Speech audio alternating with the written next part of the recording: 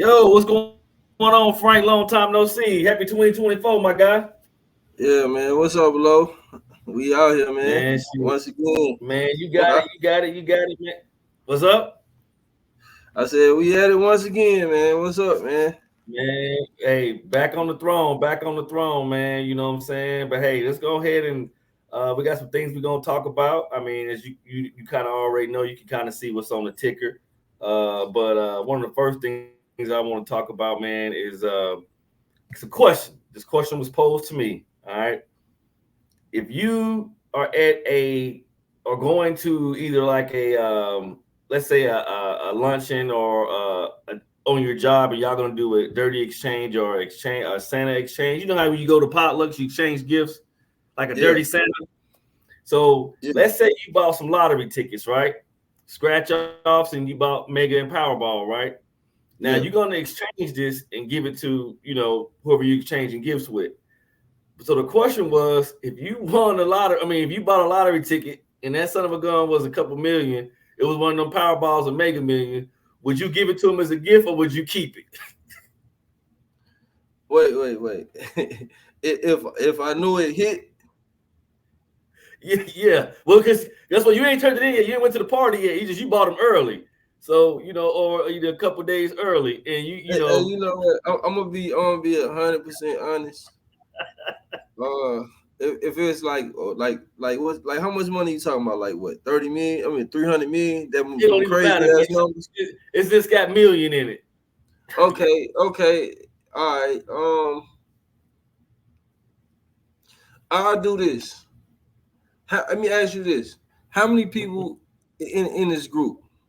I gotta ask. Let's say it's just 10. It's co-workers. It's co-workers. Y'all exchanging Okay. gifts.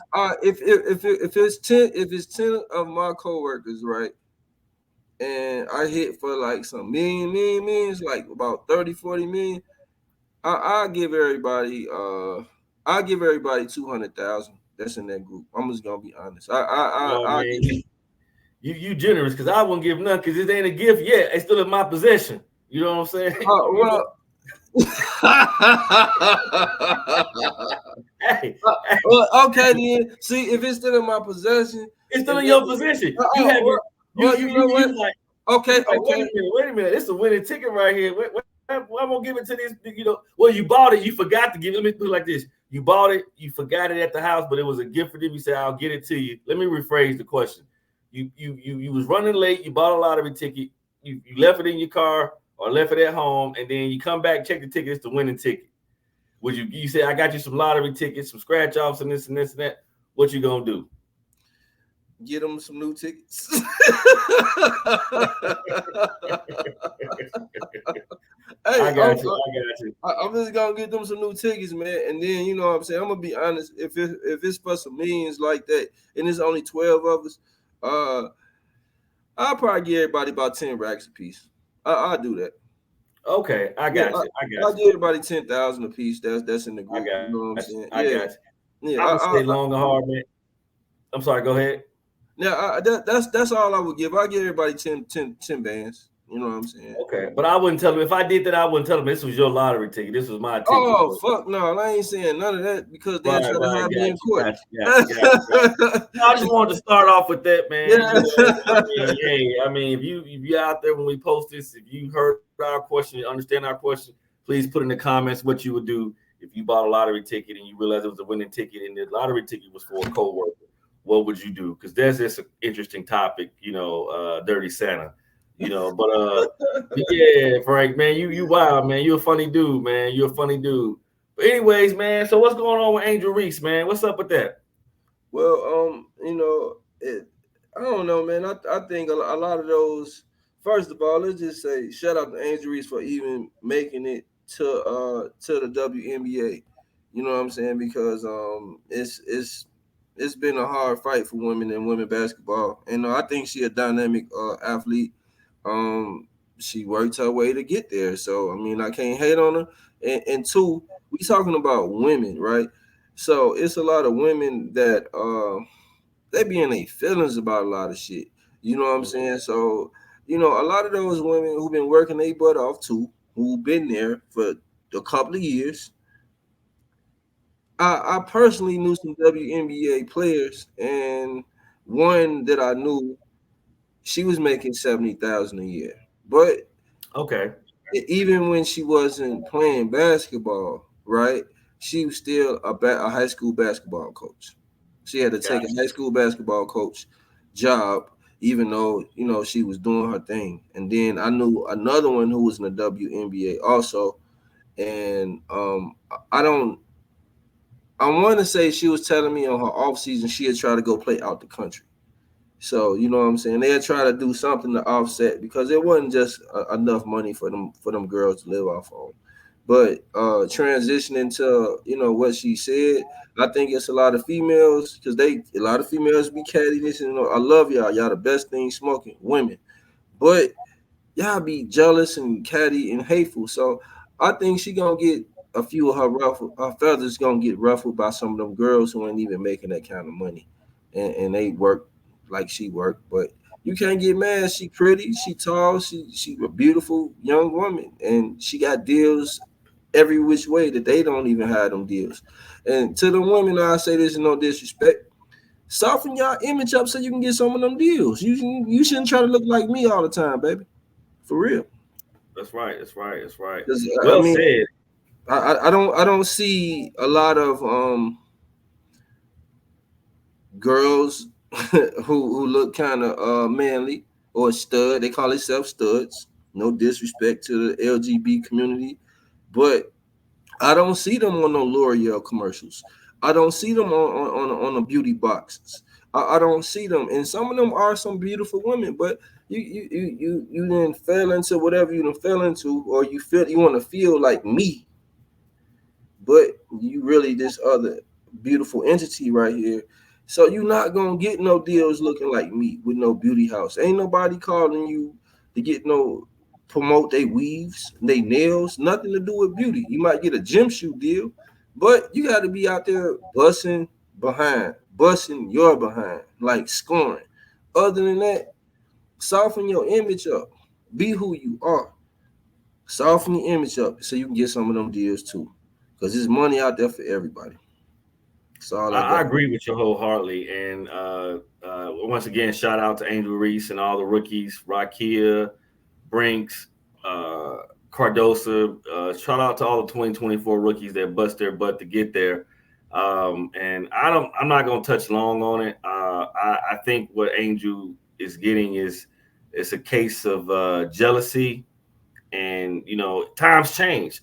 Like any other athlete, athletes, the pay disparity changed from the 70s to the 80s, from the 80s to the 90s, and so on and so on and so on. And with the whole NIL deal, which we're going to talk about the NIL and how it's transformed, a lot of the veteran WNBA players are in their feelings because this young lady has made some money. I'm just going to throw a guess out just for educational purposes only. She's made roughly between, I don't know, 8 to 10 million. And if you guys know out there, please drop it in the comment section. So it was beneficial for her to stay in school. She actually took a pay cut going to the NBA, but I like what she said, and we're going to get into the video. But shout out to Angel, man. And I know we're not going to talk about how she just got body slammed by Alyssa. I think it was Alyssa Thompson or something, but I love her candor. I love her professionalism, and I'm wishing her great things, and kudos to her. But we're going to share a video real quick, and it's going to, and just, let you guys know what we were talking about. So just bear with me for a second.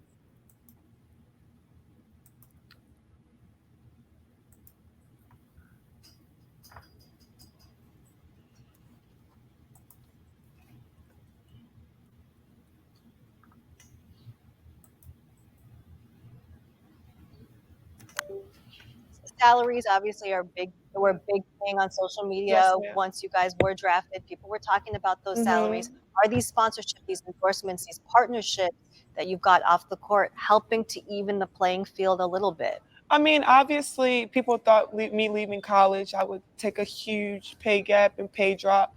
I wasn't getting paid in college, so that check that I do get here is a bonus. I mean, being able to play for 4 to 5 months and get $75,000 on top of the other endorsements that I'm doing, I think it's a plus for me. I mean, I play the game I love, not for the money. I play because I love basketball and genuinely love basketball. And now that I'm a pro and being able to continue to work with these brands long term, I think it's something people don't really realize. Like, so many different people are signed with so many different brands. I'm signed with Reebok. So many people are signed with Nike. So many different brands that we embody and we embrace. And I love that the brands want to work with us and continue to want to work with us. So the deals don't just stop. I want people to know the deals don't just stop in college. When you go to the pros, they continue, and I feel like they've even grown even more. Like, I wasn't able to do a lot of things in college because I was college and I was tied to certain things. Now that I'm a pro, I can do so much more. Can you tell me?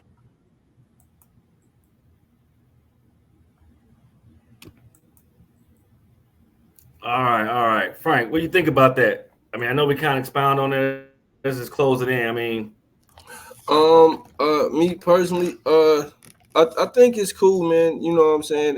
And as far as what she said, yeah, because I thought the same thing that she said as well. You know, like, yo, you know, like, she is gonna take a pay cut. You know what I'm saying? Because I know some of those deals. I think her deal was like $2 million, if I'm not mistaken.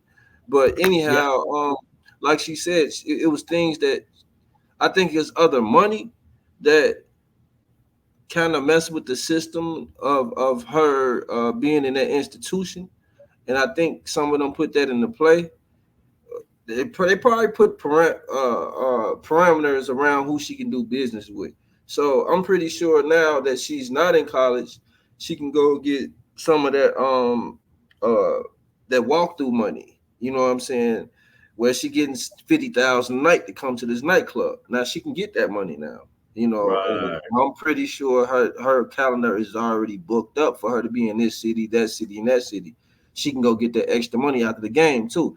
You know what I'm saying? So, you know, that's something that a lot of people not looking at too. You know what I'm saying? Not only she picking up that bag, you know what I'm saying?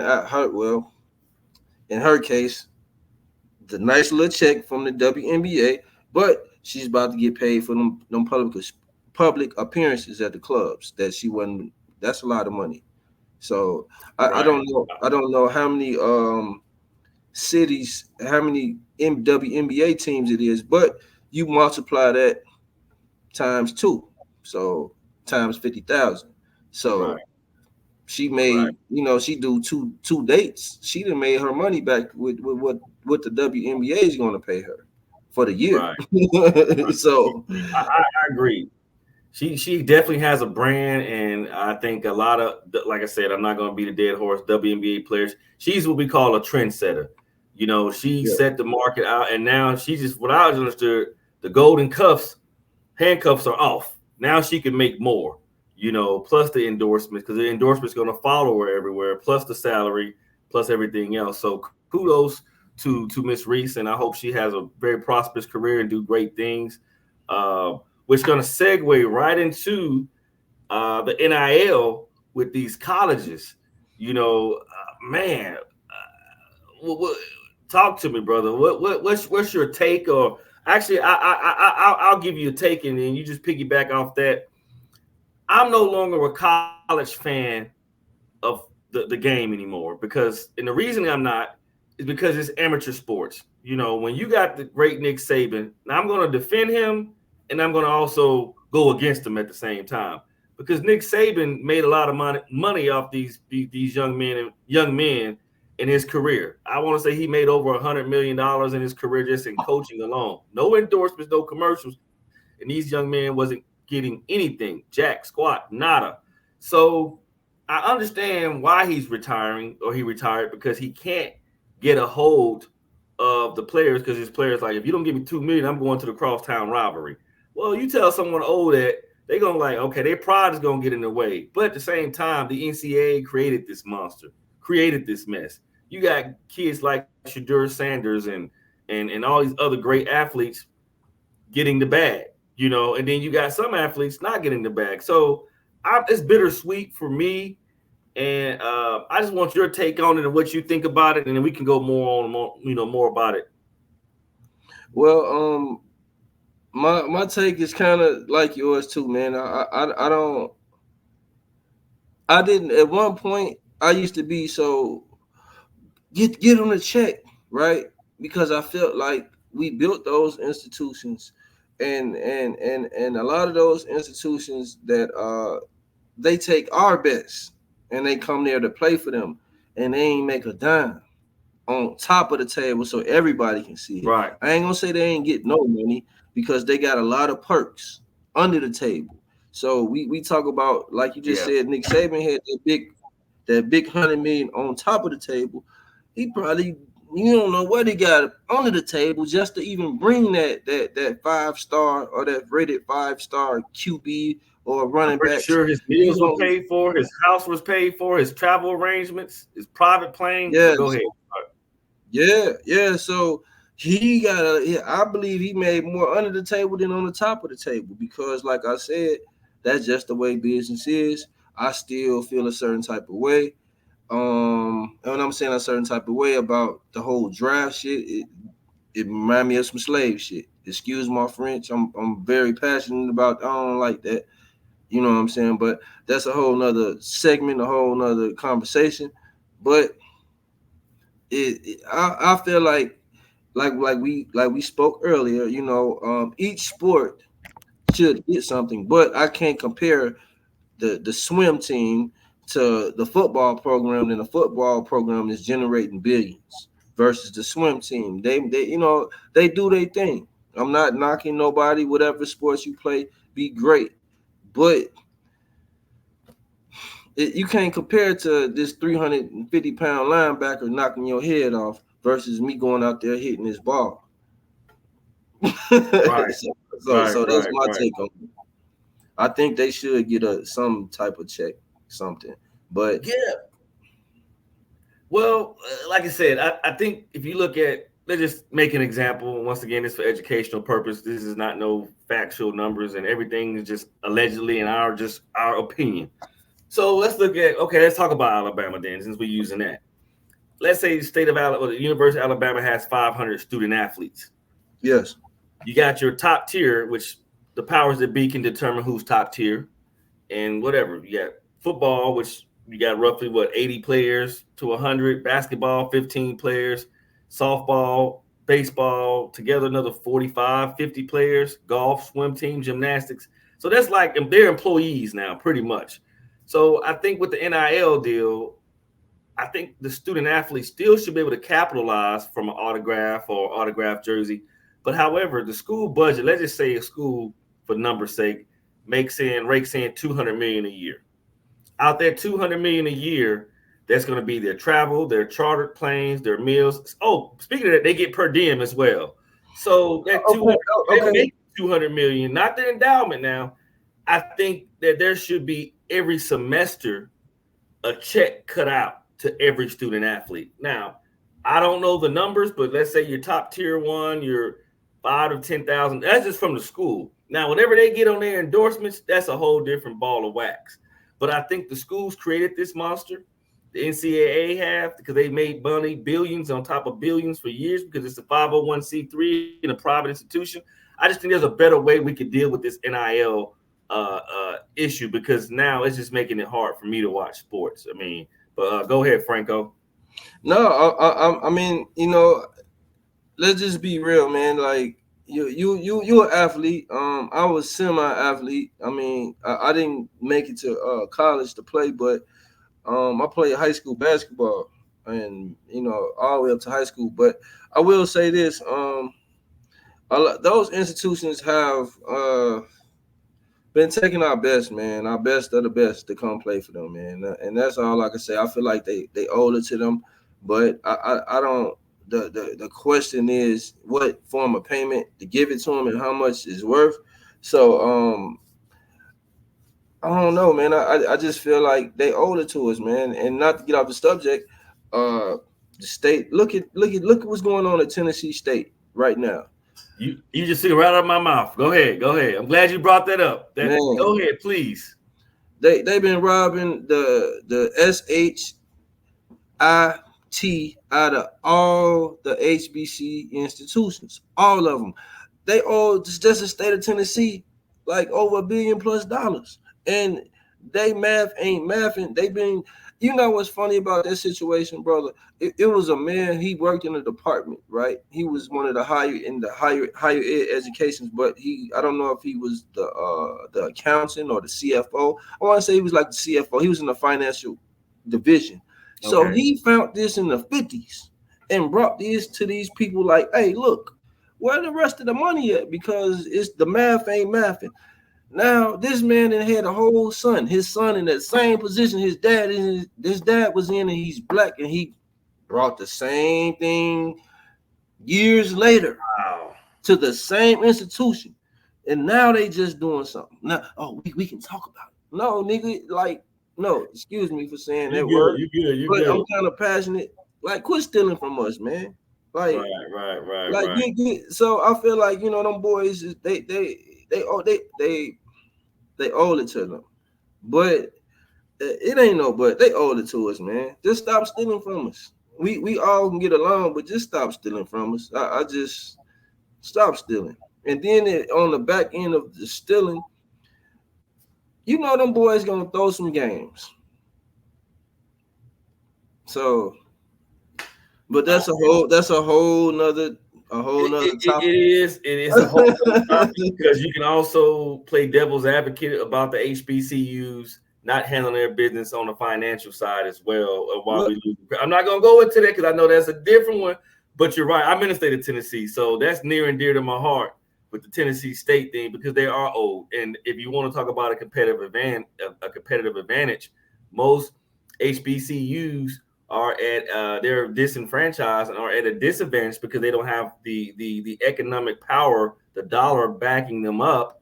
And so, of course, and now the state wants to come in because I can speak about it because I'm in the state of Tennessee and I've been following. Go ahead and like. I'm not gonna follow much on it because that's a whole different topic.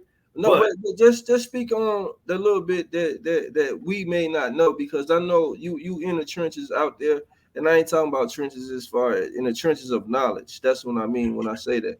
Well, whenever there's an audit, you follow the paper trail, and they realize that. So they don't want to get egg on their face. It's just like with the whole. If you want to, I'm not going to go into that, but because that's a different thing. Like what I can't go into that right now. Not right now.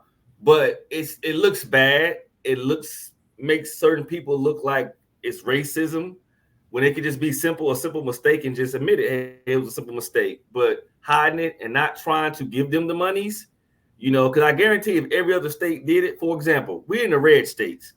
So whenever a red state law was passed, like voter suppression, every red state jump on it. But now I guarantee and challenge all those states that have HBCUs and request an in-depth audit like on steroids, and they'll be surprised with the land grant colleges and everything how much is actually owed to them. However, pause for effect, some administrators at these black HBCUs are scared to rock the boat because they're in a position and Big Daddy got dirt on them. So I don't want to go more into that because this is about Tennessee State, but we'll talk offline about that and maybe we'll get it on there and we'll go. But anything else before we get ready to move on to the next one?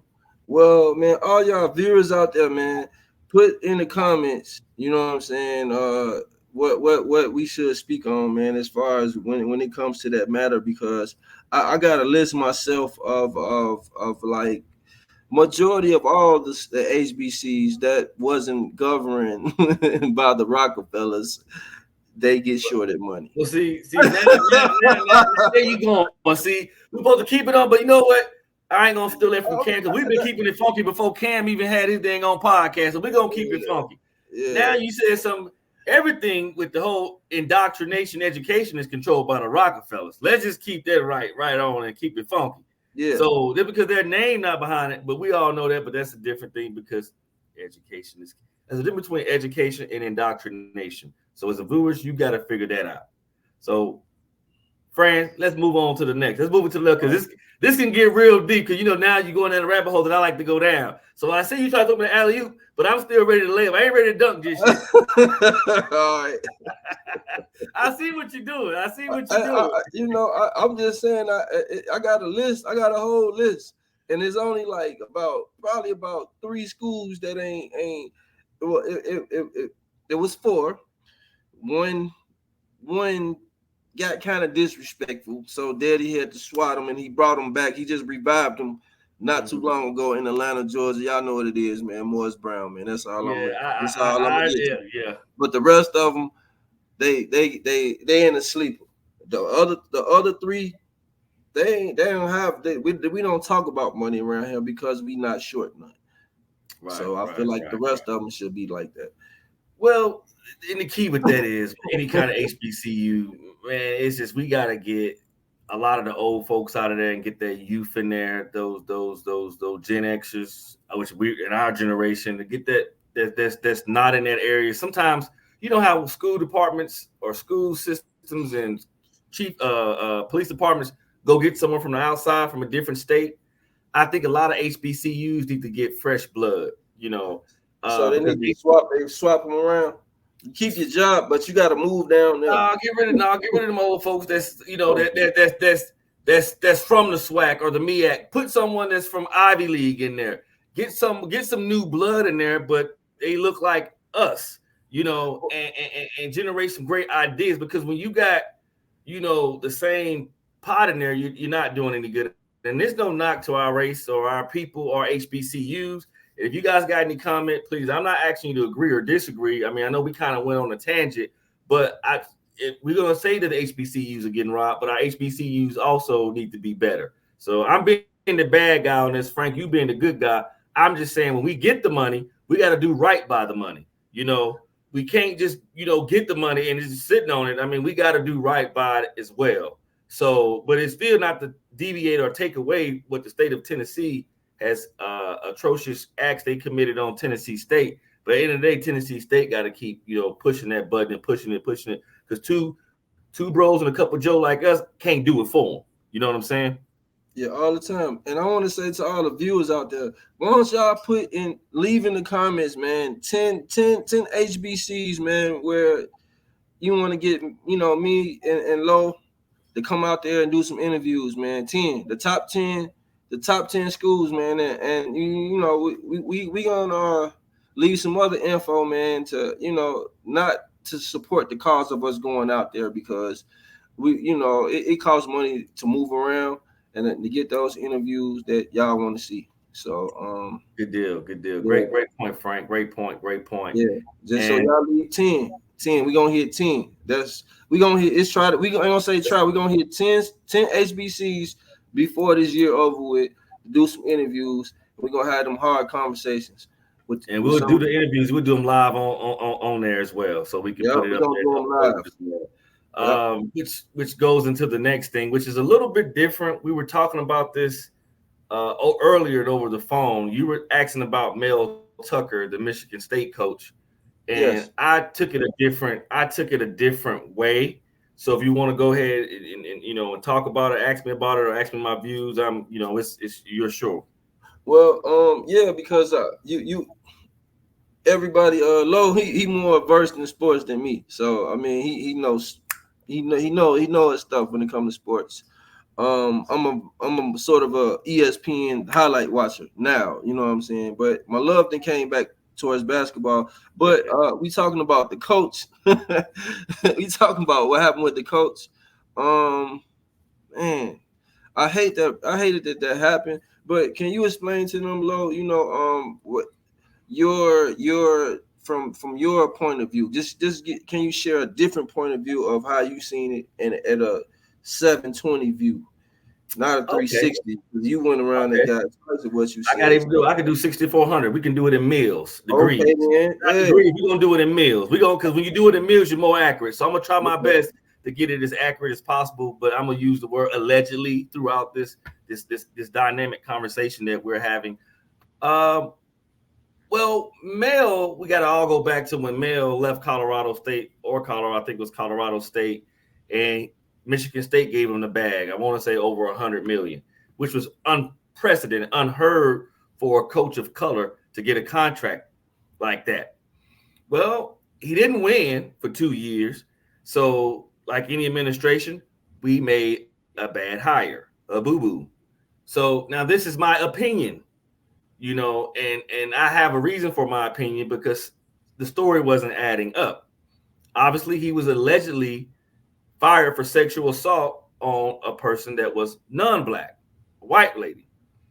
Now, this white lady, this is once again, this is my opinion. Allegedly, I think the school, it was some kind of extortion or a setup because they couldn't fire him with just cause because he was going to be due almost 80% of his money.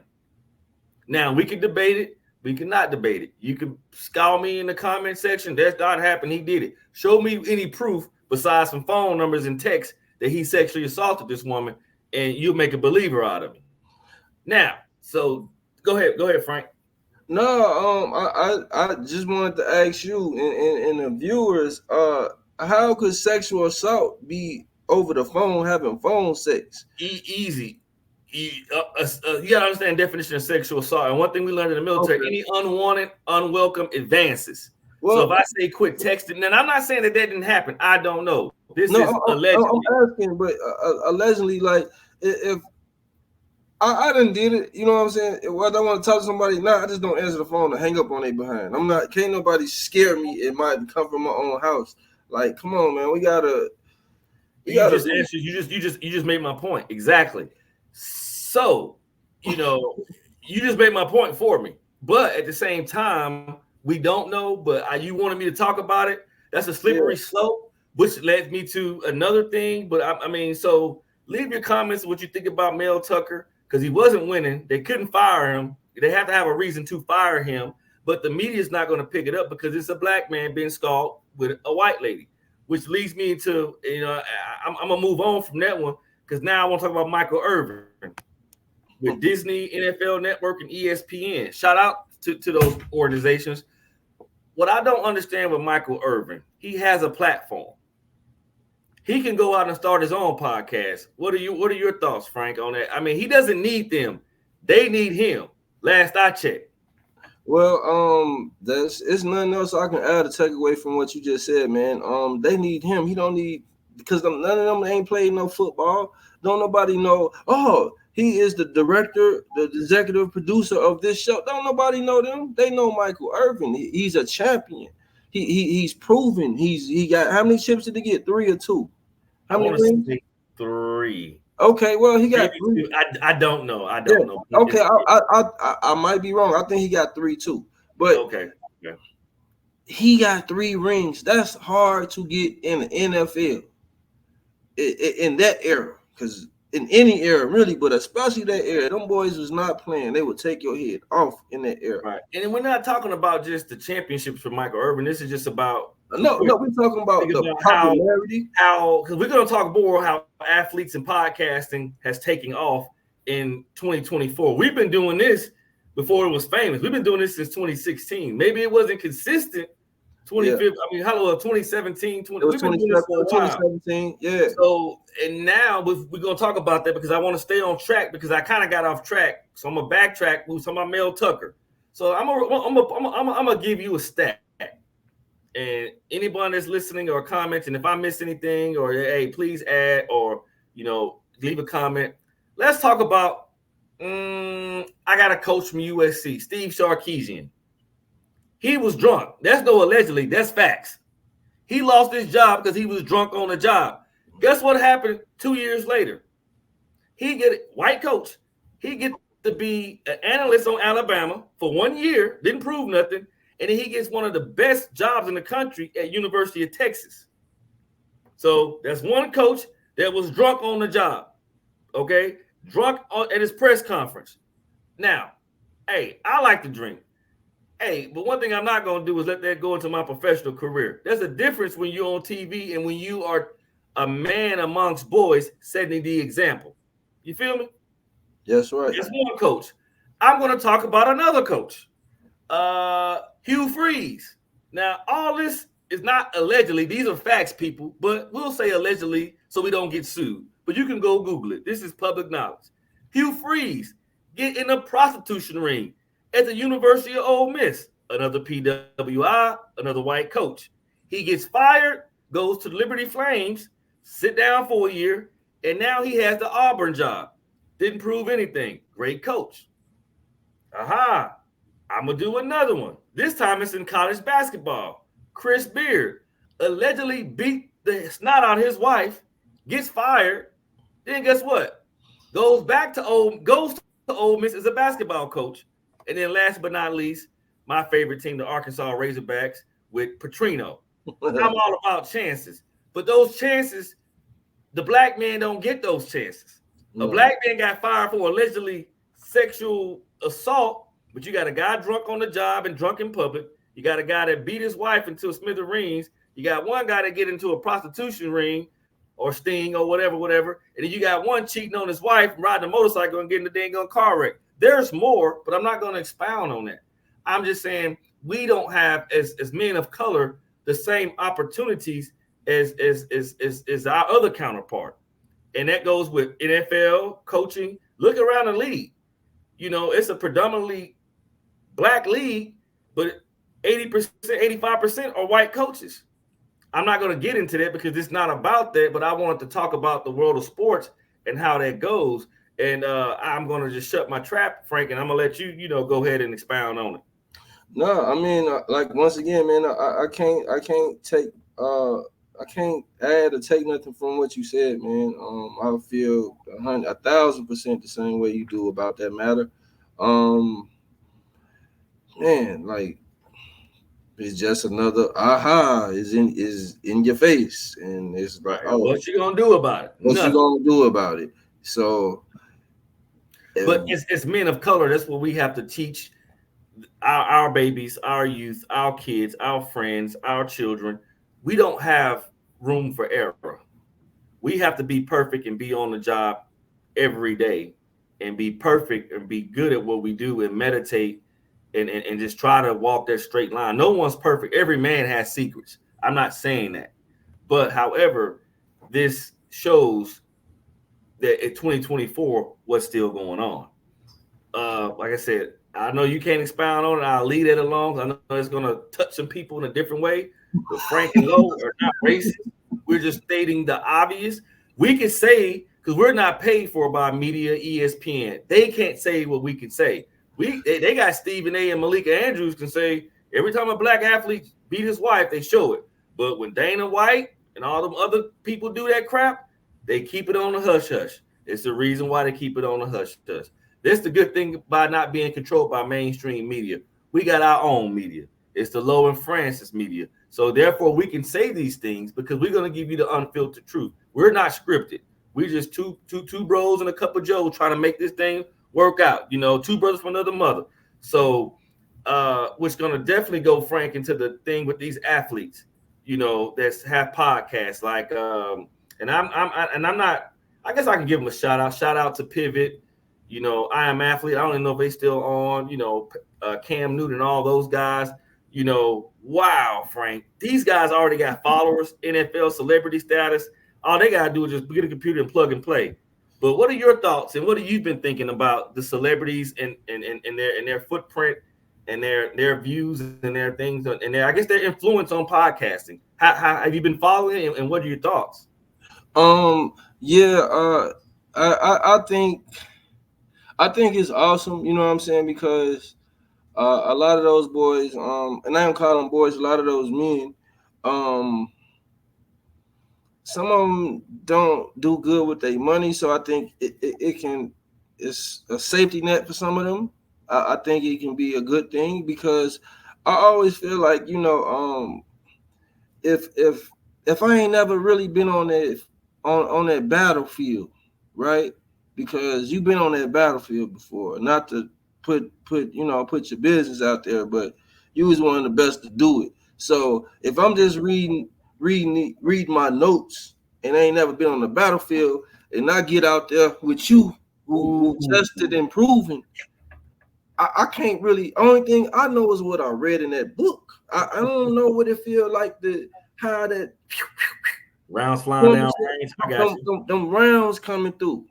Yeah, I went through it in basic training, but now they weren't trying to do me in. So I feel like a lot of those commentators, they ain't never been punched in their face. They ain't never been hit by no 300. We're not calling commentators. Well, they're not color commentators or commentators. They're just athletes with a podcast. Now, you got some athletes that did turn into commentators and analysts, but I was just I got you though. I got you. Yeah, I was saying from I'm speaking the I got real you. commentators. I How got they always try to talk down on those athletes, or he need to do this or he need to do that. They don't know what he really going through because they ain't never been hit. They ain't never been ducked on. They ain't never been punched in their face. You a bookworm, and your uncle got you this job because you was messing up everything else. So this is to keep y'all family legacy going. So I think it's better, and I'm happy to see those athletes who played on that hardwood, who stood on that diamond, who was on that field, who took the hits and and had that pressure of it's 3 seconds left. It's either we do it or we go home.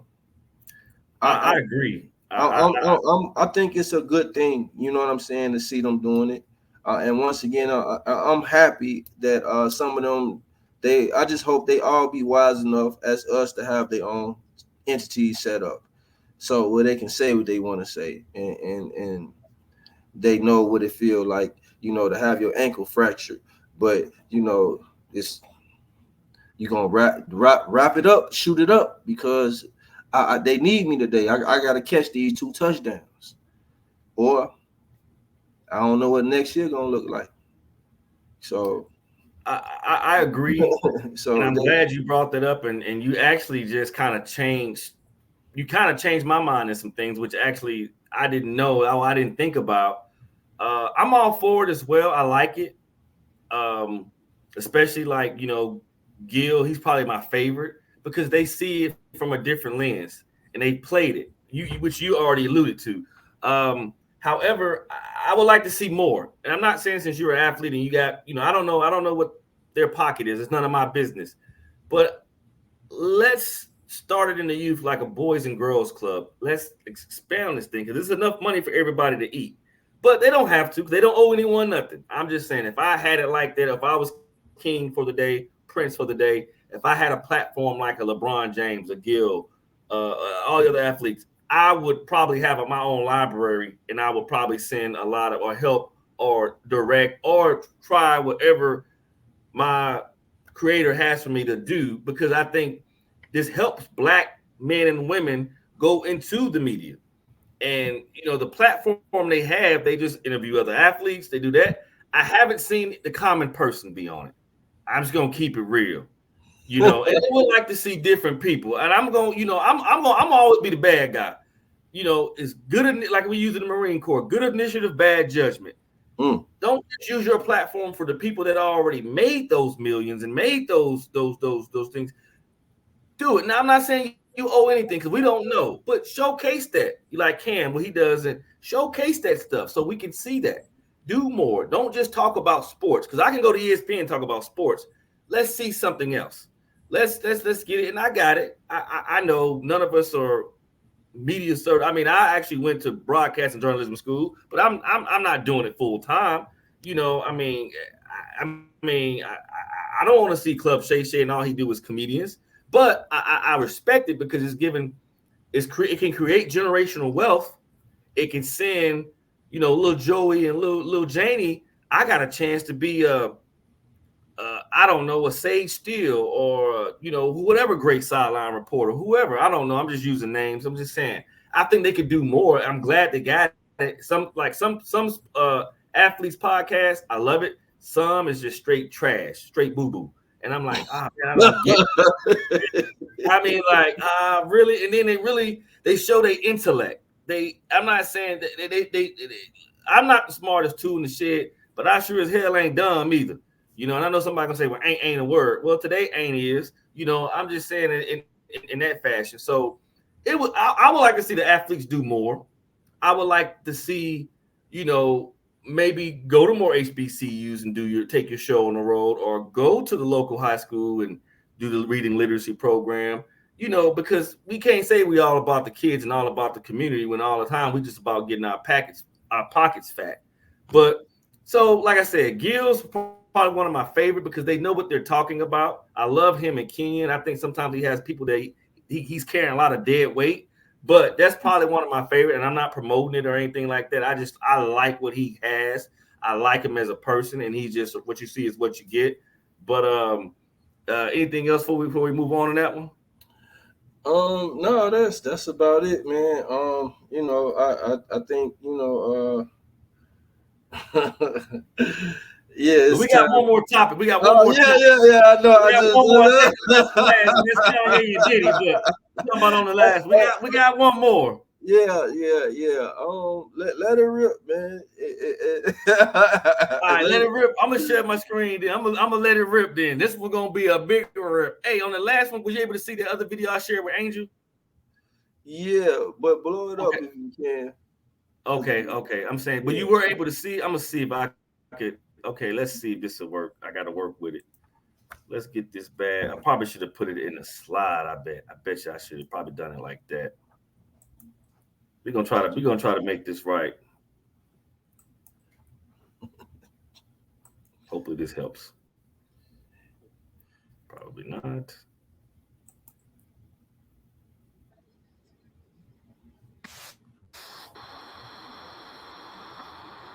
Fake hard niggas, fuck you. You know what I'm saying? I don't give a fuck because you can't shoot nobody anyway. And the reason why you got to talk is because you did a deal, you fucking fed. You know what I'm saying? That's why you got to come at me, because part of the deal for you to be able to do all that and get out of jail is that you promise that you're going to go pull my co-car. So y'all niggas shut the fuck up about me. Now let me say it calm. You niggas shut the fuck up about Michael. Right. I'm Michael now. Right, Every Michael you can think of, but mostly Godfather Michael now. No.